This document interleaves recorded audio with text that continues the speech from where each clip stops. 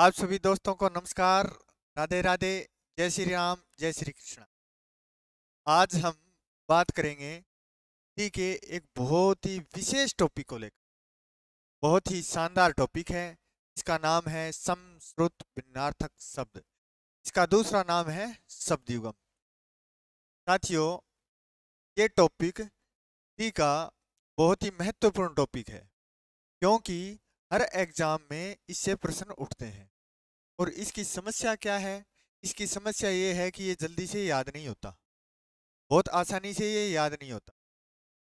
दूसरी समस्या क्या है कि ये अनगिनत हैं, जितनी किताबें उतने हैं। तो मैं आपको विश्वास दिला रहा हूँ कि आपको कुछ नहीं करना, सिर्फ और सिर्फ इस क्लास को देखना है आराम से। ना कॉपी रखनी, ना पेन रखना, इसको बस आराम से देखते रहना। आपको सारे के सारे शब्द युगम याद करवा दूंगा, वो भी बहुत ही आसानी से। इसमें आपको ज़्यादा दिक्कत नहीं आएगी, आराम से इसको कर लेंगे। ये आवश्यक क्यों है? क्योंकि इसको जब हम याद करेंगे तो हर बच्चे के तो ये याद होता नहीं है। और हम इसको कर लेंगे तो हजारों बच्चों से आगे निकल जाएंगे। तो शुरुआत करते हैं पहले शब्द युगम से।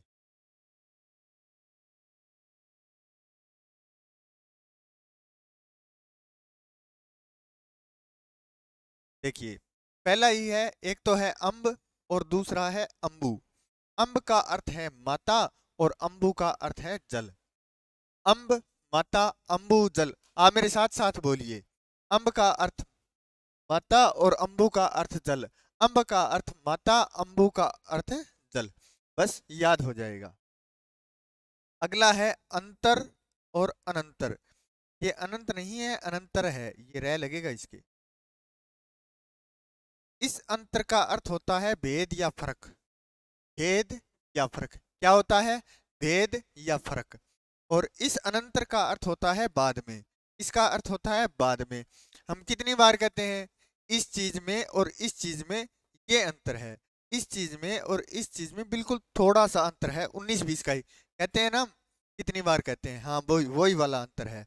और इस अनंतर का हो जाएगा बाद में।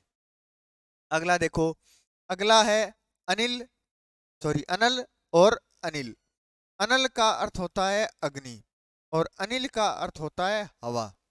इसको भी हम बहुत ही आसानी से याद कर सकते हैं। कैसे? हमारा दोस्त अनिल आजकल हवा में उड़ रहा है। किस में उड़ रहा है? हवा में उड़ रहा है। कौन उड़ रहा है? हमारा दोस्त अनिल। देखो भाई, कोई अनिल बैठा हो तो बुरा मत मान जाना, क्योंकि अनिल आजकल क्या उड़ रहा है? हवा में उड़ रहा है। तो याद हो जाएगा अनिल का अर्थ क्या होता है? हवा। और अनल का ऑटोमेटिक ही रह जाएगा अग्नि।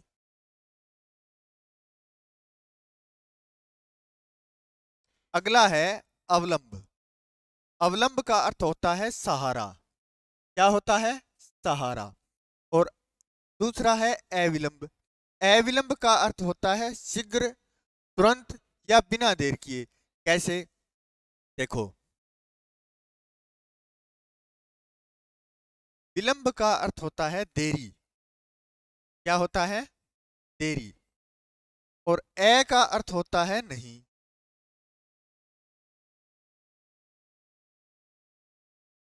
यानी जिसमें देरी नहीं हो। और देरी नहीं होगी तो क्या होगा? काम शीघ्र होगा, तुरंत हो जाएगा और बिना देर किए हो जाएगा। बस इतनी सी बात है। अवलंब का अर्थ है सहारा और अविलंब का अर्थ है शीघ्र, तुरंत और बिना देर किए। आसानी से याद कर सकते हैं। अगला है अवधान। अवधान का अर्थ होता है सावधान। और एक है अवदान। अवदान का अर्थ होता है देन या उपलब्धि। अब देखो, यहाँ देखो एक शब्द दिखाई दे रहा है अंत में, दान। और दान का अर्थ देन ही तो होता है, देना। देना ही होता है। सुन रहे हो? हाँ, देना ही होता है। और अवधान का अर्थ होता है ध्यान से। यहाँ देखो, इसमें आ रहा है ध और यहाँ भी आ रहा है ध। यहाँ भी धा है और यहाँ भी धा है। अवधान को आराम से याद कर लेंगे सावधान के साथ। हो जाएगा? हो जाएगा। अब देखो, अगला एक शब्द है अर्थी। इस अर्थी का अर्थ होता है इच्छा वाला। और इस अर्थी का अर्थ होता है सब ले जाने के लिए बनी सैया। ये वही अर्थी है नीचे वाली जो यमराज लेके आते हैं। कौन लेके आते हैं? यमराज लेके आते हैं। हाँ हाँ, नाराज मत हो, यमराज अभी नहीं लेके आएंगे। देखो, इस अर्थी का अर्थ होता है सब ले जाने के लिए बनी सैया, और इस अर्थी का अर्थ होता है इच्छा वाला। याद कैसे करें? तो एक शब्द है विद्यार्थी। विद्यार्थी, और विद्यार्थी कैसे बना है? विद्या प्लस अर्थी से। विद्या प्लस अर्थी से। अब विद्यार्थी को क्या होती है? विद्या की इच्छा होती है, इसीलिए तो वो विद्यार्थी होता है। इसलिए होता है ना वो विद्यार्थी। इसलिए इसमें ये जब अर्थी आए तो इसका अर्थ क्या होगा? इच्छा वाला। विद्यार्थी का मतलब विद्या की इच्छा रखने वाला। और ये अर्थी, इसकी इच्छा तो कोई नहीं करता भाई, कोई नहीं करता, ना आप करते ना मैं करता। मैं तो चाहता हूँ 500 साल तक जीऊं ऐसे। एक है अजर, एक है अजीर, और एक है अचिर। अजर का अर्थ होता है जो वृद्ध ना हो, और वृद्ध कौन नहीं होता? देवता वृद्ध नहीं होते कभी भी। दूसरा है अजीर। अजीर का अर्थ होता है जी आंगन। क्या होता है अजीर का अर्थ? आंगन। क्या होता है? आंगन। और अचिर का अर्थ होता है शीघ्र। क्या होता है? शीघ्र। अजर का जो वृद्ध ना हो यानी देवता, अजीर का आंगन, अचिर का शीघ्र होता है। और एक होता है चिर, और इसका अर्थ होता है पुराना। पुराना। ये है अयस, और ये है अयस। इसमें तो है वो दुए वाला से, सीधी भाषा में बात करूं तो। और इसमें है सड़क वाला से। देखो दोस्तों, मैं हर उस व्यक्ति को ध्यान में रखकर बात कर रहा हूं जिसको हिंदी सीखनी है। उसमें वे भी शामिल हैं जो अभी अभी शुरू कर रहे हैं हिंदी को, और इसमें वे भी शामिल हैं जो काफी पढ़ चुके हैं और उनका स्तर काफी अच्छा हो चुका है। लेकिन ये हैं समश्रुति भिन्नार्थक शब्द, ये आसानी से याद नहीं होते। और उन बच्चों के तो बिल्कुल भी नहीं होते जो इसको पहली बार पढ़ रहे हैं। तो उनके लिए उनको साथ लेकर चल रहा हूं मैं। ऐसा नहीं हो कि सर ये क्या पढ़ा रहे हो, कई तो आसान आसान आएंगे। लेकिन मेरी नज़र में तो सारे ही बच्चे इसे देख रहे होंगे, वो भी जो शुरू कर रहे हैं और वो भी जो काफी पढ़ चुके हैं। अब देखो, इस ये देखो, इसमें है ए उपसर्ग, और ए का अर्थ होता है नहीं। ए का अर्थ क्या होता है जी? और आगे लगा है यस। यस, और इस यश का अर्थ होता है कीर्ति। कीर्ति यानी कीर्ति नहीं हो, यश नहीं हो। जिसका यश नहीं है उसकी क्या है? बदनामी। उसकी क्या है? बदनामी। और अप का अर्थ होता है बुरा। क्या होता है? बुरा। और इस यश का अर्थ कीर्ति, यानी जिसकी बुरी कीर्ति हो। बुरी कीर्ति होगी वो क्या होगा? बदनाम होगा। बस। ये अयस है लोह धातु। देखो, वेदों में है ना, लोह को लोह नहीं कहा गया है, उसको कहा गया है अयस। ये याद हो जाएगा आपको आसानी से। अब देखो अगला है अश्वय। अश्वय का अर्थ होता है घोड़ा।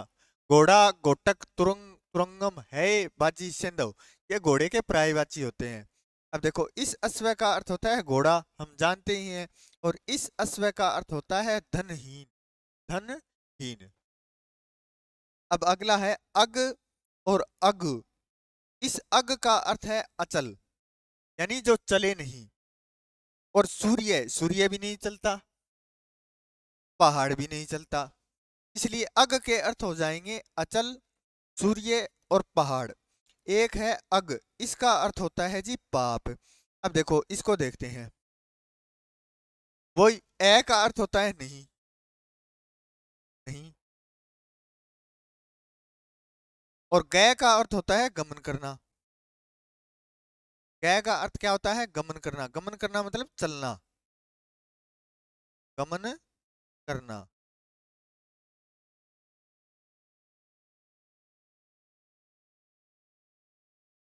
यानी जो चीज गमन नहीं करती, जो चीज चलती नहीं, उसको क्या कहते हैं, अग।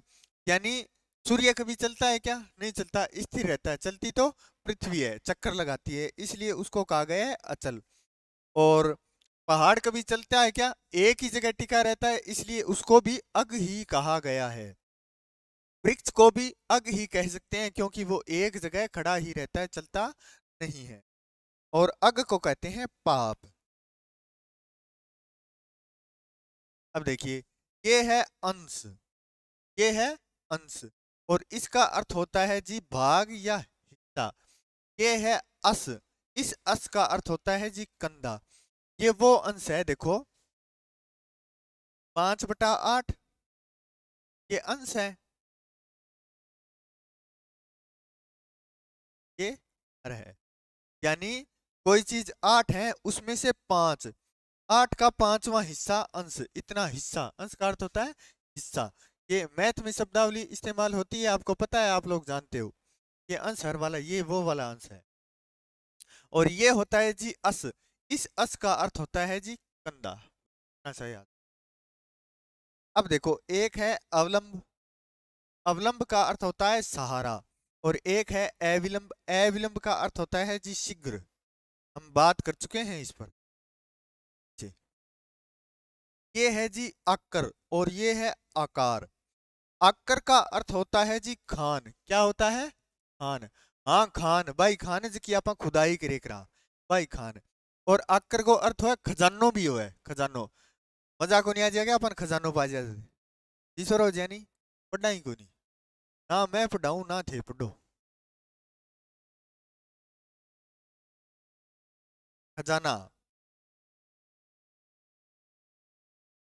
जानने को नाम सुनता ही नहीं, जी सोरस हो गयो, थारो भी हो गयो और मेरो भी हो गयो। मिल जाए तो क्या हुआ, मर जावा। हाँ, खुशी कमाई मर जावा। अब देखो जी, आकर का अर्थ होता है खान, और आकार का अर्थ होता है जी रूप। उसका आकार कैसा है, उसकी आकृति कैसी है, उसकी सूरत कैसी है, किसी है बहुत सुनिए, प्रकाश। ये देखो जी अंधकारी, इस अंधकारी का अर्थ होता है महादेव। और ये है अंधकारी एक राग। देखो जी, राग हमेशा बड़ी होती है, वो लेते हैं ना, राग राग लेते हैं, देखो मेरे तो कुंठ इतने अच्छे हैं नहीं, ऐसे करके राग लेते हैं गीत में। वो राग देखो टेर लंबी होती है ना, बहुत लंबी तक ले जाते हैं। देखो, लंबी अर्थात बड़ी होती है राग। अब यहाँ समझना कि जिसमें बड़ी मात्रा लगी है वो तो राग है, जिसमें बड़ी मात्रा लगी है, क्योंकि राग बड़ी होती है, बड़ी होती है वो तो है राग। और जो छोटी है वो है महादेव। बस याद हो जाएगा।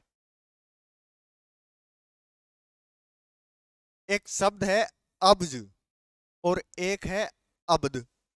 अब्ज का अर्थ होता है जी कमल, और अब्द का अर्थ होता है बादल। देखो कैसे होता है, ये शब्द बना है अप प्लस जय से मिलकर। इस अप का अर्थ होता है जी जल, और जय का अर्थ होता है जन्म लेना, जन्म। अब बताओ, जल में जन्म कौन लेता है जी, जल में जन्म तो कमल लेता है। कौन लेता है जल में जन्म, जन्म कमल लेता है। और ये बना है अप प्लस दय से, अप प्लस दय से, अप प्लस दय से। अब देखो, अप का अर्थ तो जल हो गया, और दय का अर्थ हो गया देना। अब बताओ, जल हमें कौन देता है, कौन देता है, बादल देता है। कौन देता है, बादल देता है। इसलिए अब्ज का अर्थ हो जाएगा कमल, और अब्द का अर्थ क्या हो जाएगा, बादल। अब्द का एक और भी अर्थ होता है जी वर्ष। ओके, याद हो गया, हो गयोगे, हाँ हो गयो। एक है जी अवधि, इस अवधि का अर्थ है निश्चित समय। और एक ये अवधि है, इसका अर्थ होता है जी एक भाषा। देखो, आप कौन कहते हैं कई बार, इतनी अवधि खातर थाने यो काम करना है, इतनी अवधि गवा यो यो काम करना है। बस वो बाई बात है यार, अवधि एक भाषा है, सॉरी एक समय है, या देखो, और यह अवधि एक भाषा। अब देखो याद क्यों कर करा, याद न्यू करांगा कि एंगमा तो है छोटी मात्रा और एंगमा है बड़ी मात्रा। तो समय देखो इतनो ही दे दियो अपन पेपर खातर, थोड़ा सो ही लग गए। जे 12 महीना भी पढ़िया होगा नहीं तो भी नहीं कहूंगा थोड़ा सो समय है शिक्षा में तो। और जे 2 महीना दे दियांगा नहीं जो तो जम्मा ही आलू इतो ही समय इतने तैयारी किया होगी। आई सीईटी के सिलेबस सारी बात है, सीईटी को सिलेबस तो इतो और आपा इतना वही बात है। तो समय हुआ नहीं, समय वो हुआ छोटो सो, अपन छोटो लागे बस थोड़ा सो ही है क्या। और जो भाषा है नहीं बात बहुत बड़ी हुआ है, कभी खत्म को नहीं हुआ है ए बात खातर जो कि छोटी मात्रा है नहीं बैम तो समय को सागे सेटिंग हो जाएगी, और बड़ी मात्रा है नहीं बेंगी भाषा के सागे सेटिंग हो जाएगी। कर लियोगा या तो कर ही लियोगा थे सेटिंग तो कर ही लियोगा आराम हो। अब देखो एक है असन, इस असन का अर्थ है जी भोजन। एक ये असन है, इसका अर्थ है फेंकना। ये है असनी, असनी इसका अर्थ है बिजली। तो सारा नहीं याद करवा दूंगा तो थे के करोगा, एक आधो रट भी लीजियो, रट लियोगा जो एक दियो रटन खाते, या 2 4 और देती हूँ बस ज्यादा कौन दू। ये देखो एक है अबे, एक है अभ्या। देखो बे बे मानी डर, बे का अर्थ है डर और ए का अर्थ है नहीं, बात कर चुके हैं। यानी जय में डर नहीं होए वो क्या है निडर, निडरी तो होता है वो, निडरी है हाँ वो निडर। और अभय का अर्थ होता है देवी, देवी हमारे साथ है तो हम निडर हैं। तो ये याद कर लेना बस, आसानी से याद हो जाएगा। यानी अभय तो है निडर और अभय है देवी, देवी हमारे साथ है तो हम निडर हैं। और अभय का दूसरा अर्थ होता है हरड़, हाँ हरड़, खाने वाली हरड़। अब देखो एक है अतल, दूसरा है अतुल। अतल का अर्थ होता है तल रहित, यानी जिसके तल ना हो, बिना तल का, बिना तल का जिसके तल ही ना हो। देखो वो तो है तल रहित, ए मानी नहीं और तल मानी तल, जिसके तल नहीं हो उसे कहते हैं तल रहित। और एक हो है अतुल, अतुल गो मतलब वो है अनुपम, अद्वितीय। देखो तुल का अर्थ है तुलना करना, ये तुलना करना, और एगो अर्थ है नहीं, यानी जंग तुलना न करी जा सके, वो अतुलनीय भी हो है, अनुपम भी हो है, अद्वितीय भी हो है, अद्वितीय भी हो है।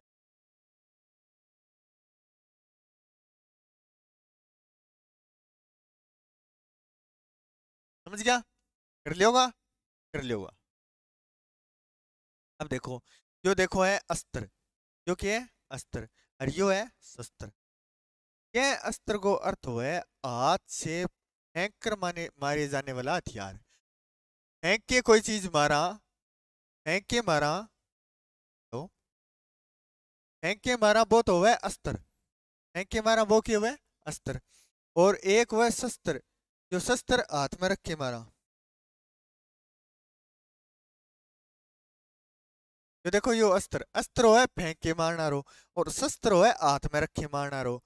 जी हाँ, तीर, तीर आप फेंक के मारा, और वह तीर को अर्थ क्या है, तीर आप फेंक के मारा तो तीर तो है एक अस्त्र, और तलवार, तलवार आप हाथ में रख के चलावा वो है एक शस्त्र।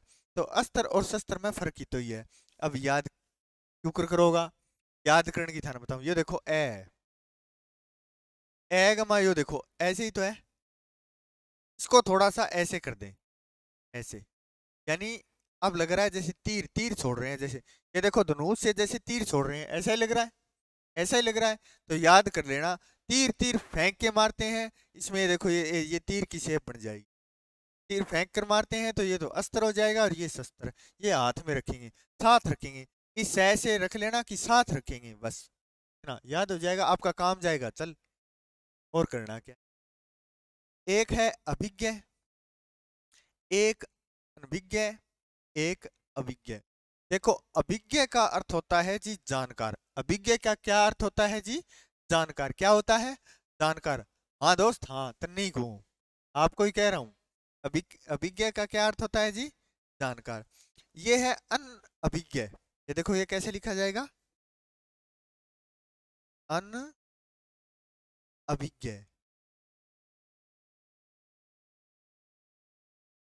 ये देखो अन का अन एक उपसर्ग है और इसका अर्थ होता है जी नहीं। क्या होता है?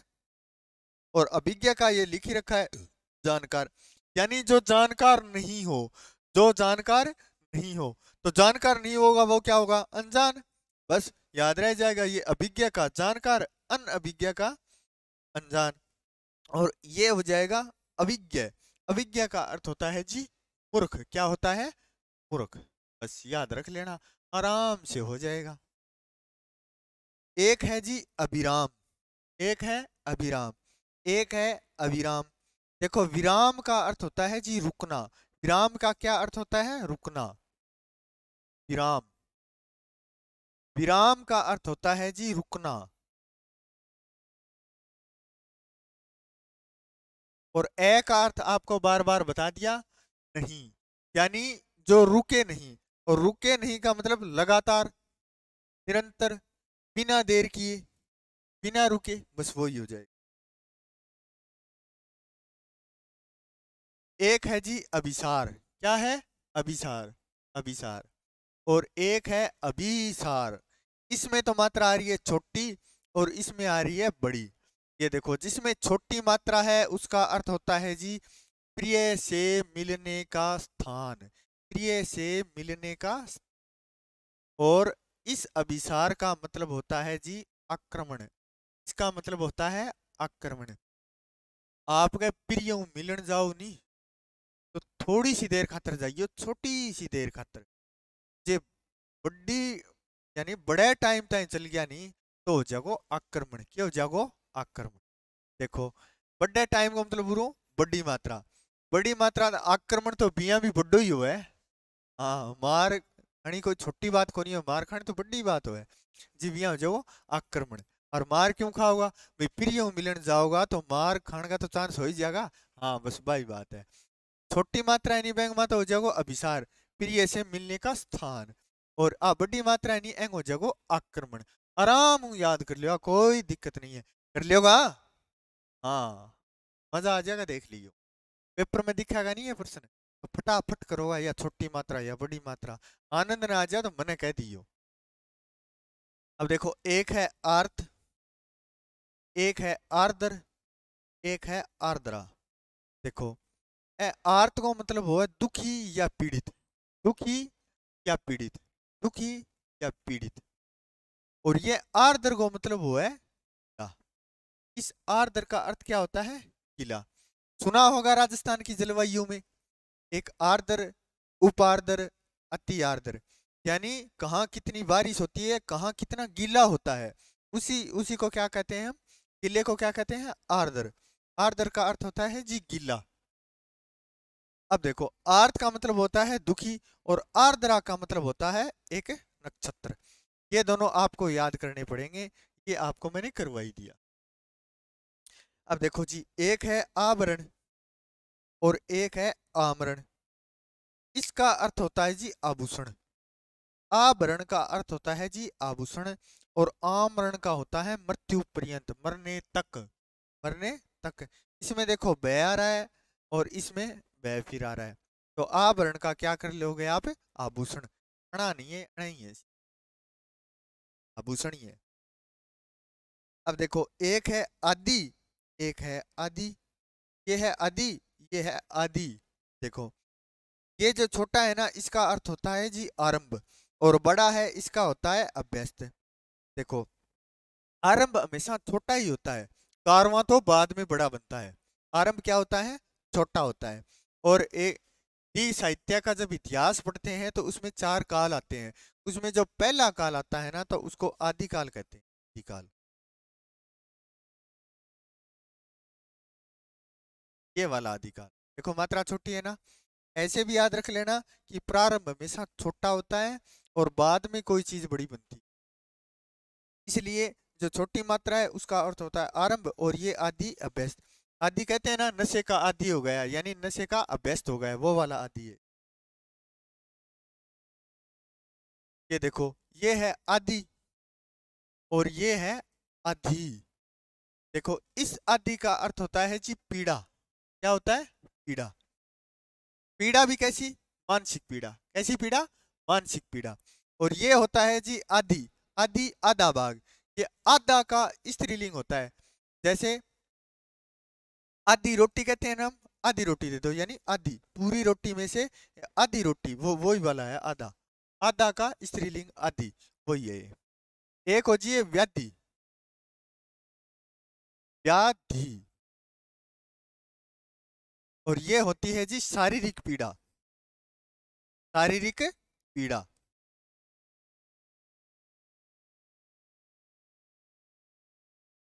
शारीरिक पीड़ा। ये है इत्र। इस इत्र का अर्थ होता है जी सुगंध या सुगंधित द्रव्य। इत्र सेंट, हाँ भाई सेंट। भाई भाई कि थे ब्याग मां भर भर के लगाए करो नी। हाँ भाई सेंट। ये है इतर। इतर का अर्थ होता है दूसरा। ये इससे इतर है, ये इससे अलग है, ये इससे भिन्न है। ठीक है आप? तो इस इतर का अर्थ क्या होता है? दूसरा या भिन्न।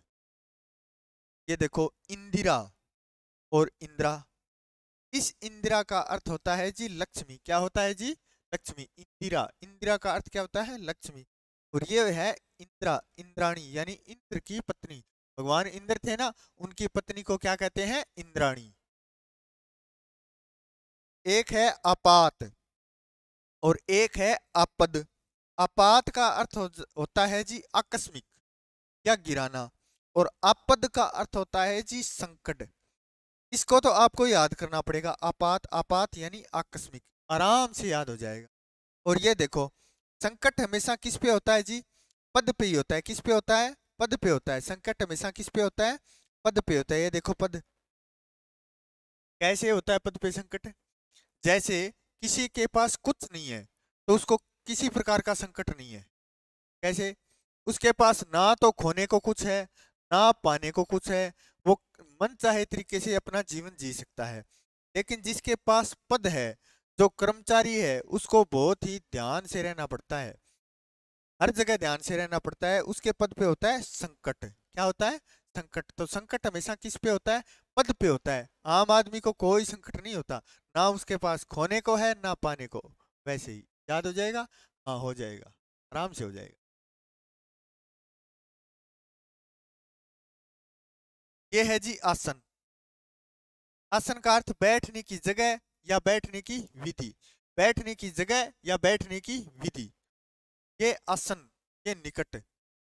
आपने बुढ़ा बुजुर्ग कौन का एक रह के आसन लगाओ रे रोटी जी माँ।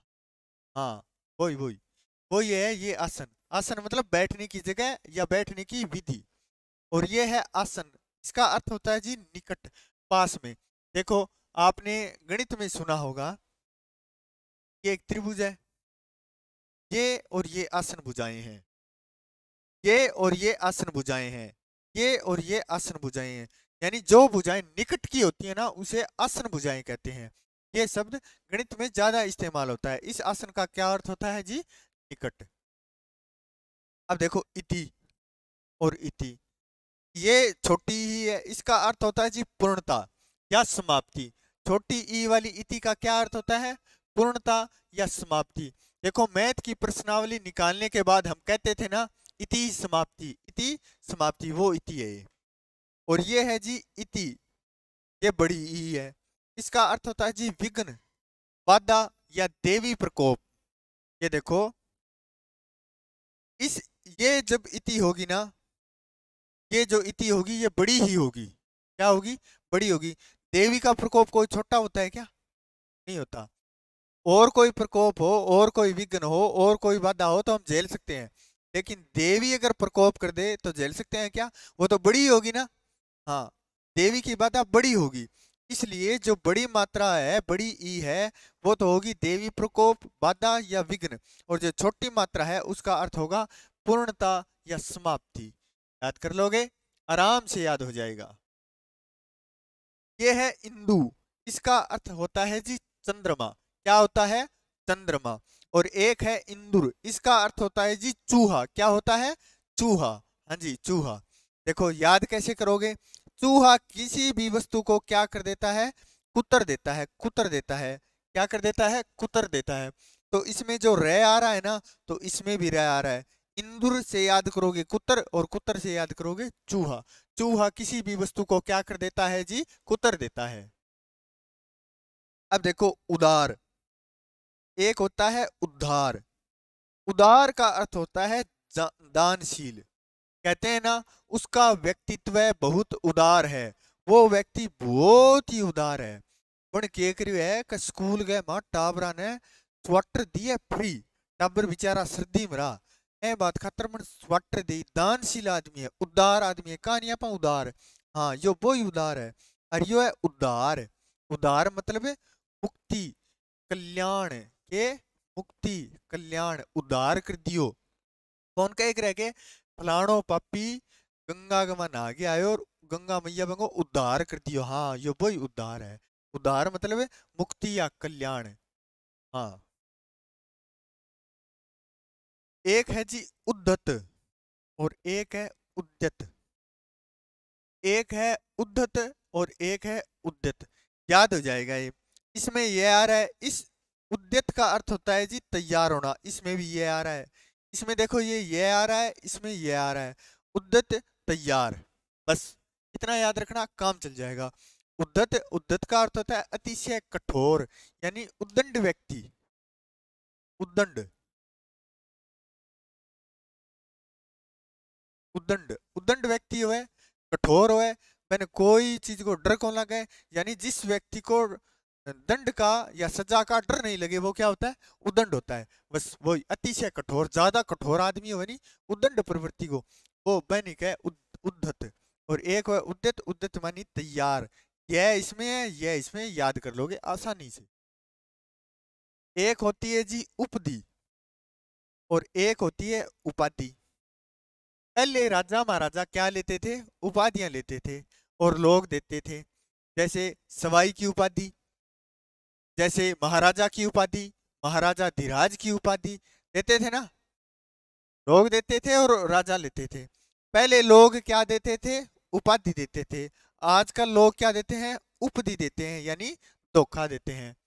पहले लोग उपाधि देते थे, आजकल उपधि देते हैं। इसलिए जो उपधि है उसका तो अर्थ हो जाएगा धोखा या छल, और जो उपाधि है इसका अर्थ हो जाएगा पद या प्रमाण पत्र। एक प्रकार का पद ही तो था वो, महाराजा का, महाराजा धीराज का, मनसबदार का पद ही तो थे वो। और प्रमाण पत्र, उपाधि देते हैं, जैसे डॉक्टरेट की उपाधि देती तो प्रमाण पत्र भी देते हैं। हाँ वही, याद रख लोगे। पहले लोग उपाधि देते थे, आज का लोग उपधि देते हैं। एक होता है जी उमक, एक होता है उभक। उमक का अर्थ होता है वेग, वेग। और उबक का अर्थ होता है जी रीच। क्या होता है जी, रीच। याद करना पड़ेगा, एक और याद कर लेना, एक पहले करवाया था, एक ये। उर, उर का अर्थ होता है जी हृदय। क्या होता है, हृदय। ये उरु, उरु का अर्थ होता है जी विस्तृत, यानी बड़ा, महान, वही बड़ा, अधिक, अधिक, ज्यादा। और इस उरु का अर्थ होता है जी जांग। क्या होता है, जांग। ये भी आपको याद करना। एक है उपल और एक है उत्पल। इस उपल का अर्थ होता है जी पत्थर, और इस उत्पल का अर्थ होता है जी कमल। इस उपल का अर्थ क्या होता है, पत्थर या ओला, और इस उत्पल का अर्थ होता है कमल। जो मेरे सागे सागे बोलो, उपल पत्थर उत्पल कमल, उपल पत्थर उत्पल कमल। बोलो, उपल पत्थर उत्पल कमल, उपल पत्थर उत्पल कमल। हाँ दोस्त, आपको ही बोल रहा हूँ, उपल पत्थर उत्पल कमल। ऐसे 10-12 बार बोलना, याद हो जाएगा बस। देखो, एक है कपिस, एक है कपीस। एक है कपिस और एक है कपीस। इस कपिस का अर्थ होता है जी मटमैला, भूरा या बादामी। मटमैला, भूरा या बादामी। और कपीस का अर्थ होता है जी हनुमान और सुग्रीव। देखो, कपी का अर्थ होता है जी बंदर। क्या होता है, बंदर। और ईस का अर्थ होता है जी ईश्वर। क्या होता है, ईश्वर।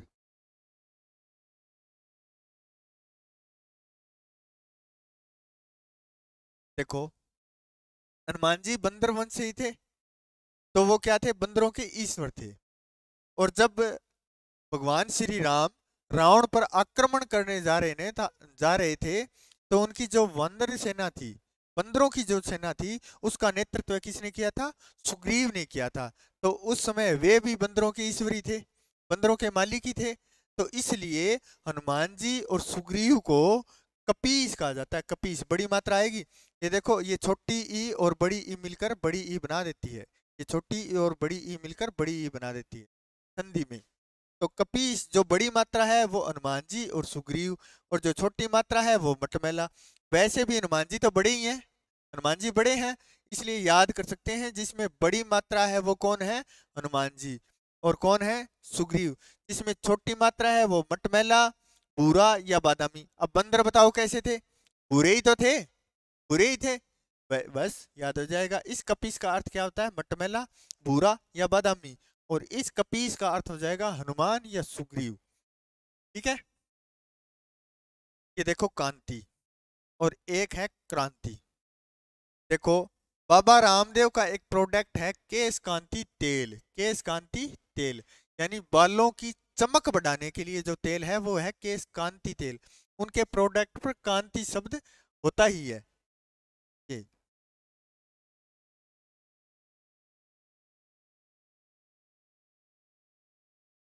तो इस कांति का क्या अर्थ होता है जी?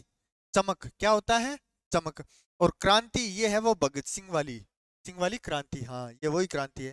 क्रांति का अर्थ होता है परिवर्तन। ये है जी कांता, और ये है कांतार। देखो, कांता का अर्थ होता है जी सुंदर। क्या होता है? सुंदर या स्त्री, सुंदर या स्त्री। अब देखो कांतार, कांतार का अर्थ होता है जी वन और भयानक स्थान। आपने राजस्थान में एक नाम सुना होगा, मरुकांतार। राजस्थान का भूगोल पढ़ते समय मरुस्थल को मरुकांतार नाम दिया था, पता होगा आपको। तो वही मरु कांतार, मरु मतलब मिट्टी और कांतार मतलब वन। मिट्टी ही मिट्टी थी, ऐसा लग रहा था जैसे मिट्टी का वन हो। वैसे ही कांतार का क्या अर्थ हो गया? वन या भयानक स्थान। और कांता का अर्थ क्या हो जाएगा? सुंदर या स्त्री, सुंदर या स्त्री। अब देखो कुछ, कुछ का अर्थ होता है जी उरोज। उरोज, उर प्लस जैसे बना है ये उरोज। यानी उर मतलब हृदय, हृदय से जन्म लेता है तो उरोज। स्तन या चुचुक, तन या चुचुक, थन भी कह सकते हैं इसको। एक होता है जी कूच। कूच का अर्थ होता है प्रस्थान। कूच का क्या अर्थ होता है? प्रस्थान। आता है ना, 1857 की क्रांति के सैनिकों ने दिल्ली कूच किया। 1857 की क्रांति के सैनिकों ने, क्रांतिकारियों ने क्या किया? कूच किया। कूच का मतलब प्रस्थान किया। प्रस्थान मतलब चलना। कूच किया, चलना या प्रस्थान किया। एक है कुल और एक है कूल। कुल का अर्थ होता है जी खानदान, वंश, योग या जोड़। कहते हैं ना कुल कितना हो गया? 20 और 25, कुल कितना हो गया? तो 45 हो गया। ऐसे ही बोलते हैं ना, कुल, कुल का अर्थ होता है योग होता है, जोड़ होता है, वंश होता है, खानदान। नाम सुना होगा कुलदीप। तो कुलदीप क्या होता है जी? कुल का दीपक, कुलदीप, कुल का दीपक। और कहते हैं ना कुल देवी, यानी हमारे वंश की जो देवी है वो कुल देवी। बस उसी से याद कर लेना। जो छोटी मात्रा है कुल, कुल वाला क्या है? खानदान, वंश, योग या जोड़। और ये है जी कूल। कूल का अर्थ है किनारा। क्या? किनारा। कूल का अर्थ क्या होता है जी? कृत, किया हुआ, और कृत, खरीदा हुआ। कृत, किया हुआ, कृत, खरीदा हुआ। कृत, किया हुआ, कृत, खरीदा हुआ। याद कर लोगे? आराम से कर लोगे? हाँ, कर ही लेना। कृत, किया हुआ, कृत, खरीदा हुआ। कृत, किया हुआ, कृत, खरीदा हुआ। हाँ दोस्त, आपको ही बोल रहा हूँ, पीछे पीछे बोलो यार। अब की बार बोलोगे? ठीक है। कृत, किया हुआ, कृत, खरीदा हुआ। लोगे याद? याद करना पड़ेगा। ये है जी कृति। क्या है ये? कृति। कृति का अर्थ क्या होता है जी? रचना। इस कृति का अर्थ होता है जी रचना। और ये कृति होती है करने वाला। क्या? करने वाला। अब बताओ, रचना, रचना का मतलब कोई ग्रंथ, कोई पुस्तक लिखी होगी वही तो रचना, कोई कविता लिखी होगी, कोई उपन्यास लिखा होगा वो रचना। अब बताओ, रचना बड़ी होती है, रचना करने वाला बड़ा होता है? हमेशा ही रचना करने वाला बड़ा होता है, हमेशा रचना करने वाला बड़ा होता है। तो इसलिए जिसमें बड़ी मात्रा है ना, वो तो हो जाएगा रचना करने वाला, करने वाला। जिसमें छोटी मात्रा है ना, वो हो जाएगी रचना। छोटी मात्रा है वो रचना, और बड़ी मात्रा रचना करने वाला। रचना से बड़ा रचनाकार होता है, यानी रचना को करने वाला। ये क्या होता है? रचनाकार, रचनाकार। अब देखो, जो रचनाकार होगा अर्थात रचना करने वाला होगा, क्या उसे यश नहीं मिलेगा? यश मिलेगा, कीर्ति मिलेगी उसको। और क्या वो निपुण नहीं होगा रचना करने में? हाँ, निपुण होगा। तो याद कर लोगे इसको, आराम से याद कर लो। ये है जी कुंतल, और ये है कुंडल। कुंतल का मतलब हो गया लहराते बाल, और कुंडल का अर्थ हो गया कान का आभूषण। कान में जो गोल गोल डालते हैं ना, कुंडल। खासकर नाथ संप्रदाय के लोग अपने कान में बड़े बड़े कुंडल डालते हैं, वो वाले कुंडल। कान का जो आभूषण होता है एक, कुंडल। तो कुंतल मतलब लहराते बाल, और कुंडल कान का आभूषण। क्या करें, तेरा कुंतल पाड़ लेंगे। ये देखो कर्म, और ये है जी कर्म। इस कर्म का अर्थ हो जाए, जैसे कहते हैं ना, कर्म करो फल की इच्छा मत करो। कर्म करो अर्थात काम करो, कार्य करो, फल की इच्छा ना करो। हाँ, यो वही कर्म है। कर्म, कर्म मतलब कार्य या करने वाला। वह अलग बात है कि फल की इच्छा बिना कर्म होवे कोनी, कर्म होवे कोनी फल की इच्छा। अपन बेरो है का अपन लागणो है, वह अपनी इच्छा है। ए बात खतरा आप पढ़ने लाग रहा, इच्छा बिना कर्म होवे कोनी। लेकिन कर्म यो वही है, यो है कर्म। कर्म का मतलब सिलसिला, यानी पहला कौन है, दूसरा, फिर तीसरा, फिर चौथा। कर्मानुसार कहते हैं ना, कर्मानुसार बैठ जाओ, वही सिलसिलेवार बैठ जाओ, वही वही सिलसिला। एक है जी कली, और एक है कली। ये कली है ना, ये है कलयुग वाली कली। कौन सी कली? कलयुग वाली। और ये कली है अध खिला फूल। आधा खिला हुआ फूल कौन सा है? कली। ये भी आपको याद करना।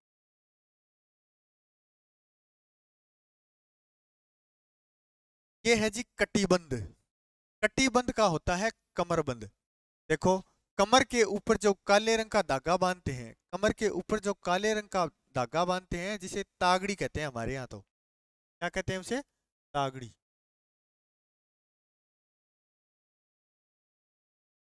तागड़ी।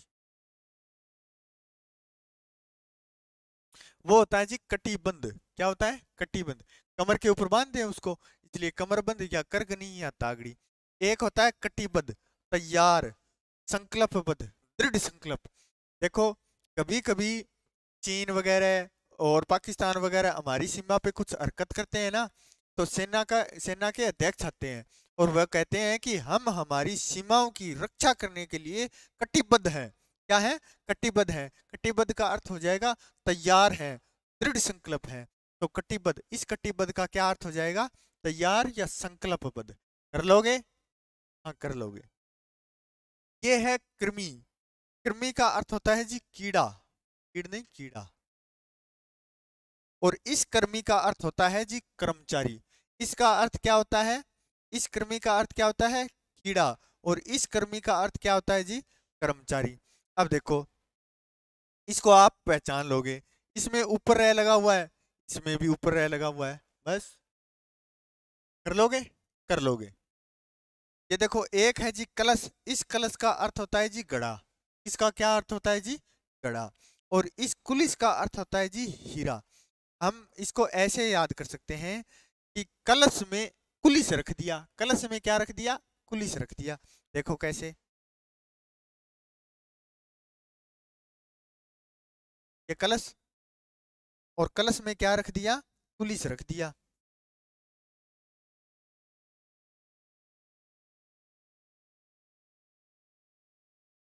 कलश में क्या रख दिया? कुलिस रख दिया। कलश में क्या रख दिया? कुलिस। ये देखो कलश, कलश यानी घड़ा। कलश यानी घड़ा, और ये पुलिस।